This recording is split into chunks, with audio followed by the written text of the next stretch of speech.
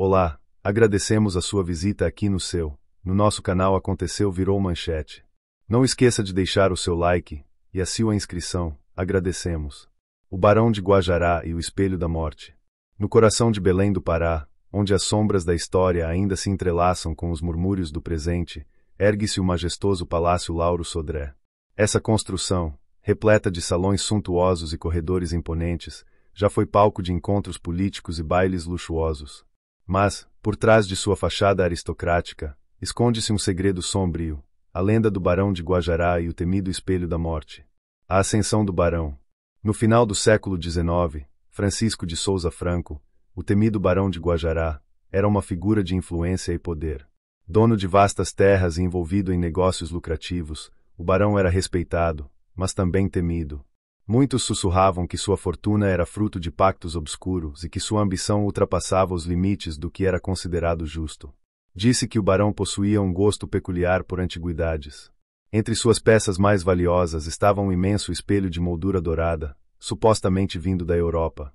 Esse espelho, repleto de arabescos talhados à mão, teria pertencido a uma família nobre francesa que, misteriosamente, fora dizimada pouco depois de vender o artefato.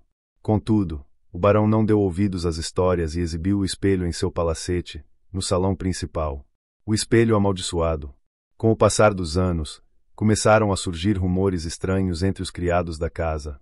Muitos afirmavam ouvir sussurros vindos do espelho quando estavam sozinhos. Outros relataram ver reflexos que não correspondiam à realidade, como se figuras sombrias espreitassem do outro lado do vidro. Um dos criados, tomado pelo pavor, jurou ter visto o próprio barão sendo estrangulado por mãos invisíveis em seu reflexo.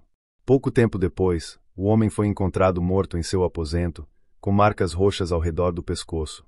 O barão, porém, ignorava os rumores e continuava a ostentar seu espelho.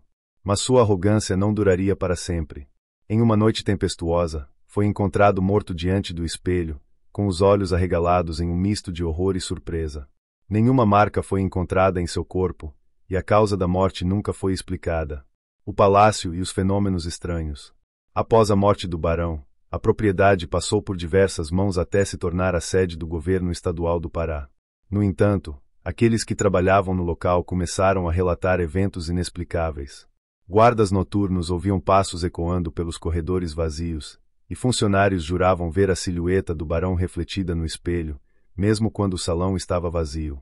Houve até quem afirmasse que o espelho, por vezes, revelava imagens de pessoas que, pouco tempo depois, encontravam a morte em circunstâncias misteriosas. O medo tomou conta do local, e, com o tempo, o espelho foi removido do salão e armazenado em um cômodo trancado. Mas, mesmo oculto, sua influência parecia persistir. O destino do espelho. Nos anos seguintes, o espelho foi movido várias vezes dentro do palácio, mas sempre que isso acontecia, acidentes ocorriam. Funcionários adoeciam sem explicação, documentos importantes desapareciam e até incêndios inexplicáveis surgiam em arquivos cruciais. Por fim, decidiu-se que o espelho deveria ser selado em um porão do prédio, onde permanece até hoje, escondido dos olhos curiosos. Mesmo assim, dizem que, em certas noites, quem passa perto do palácio pode ouvir um leve sussurro vindo de dentro das paredes.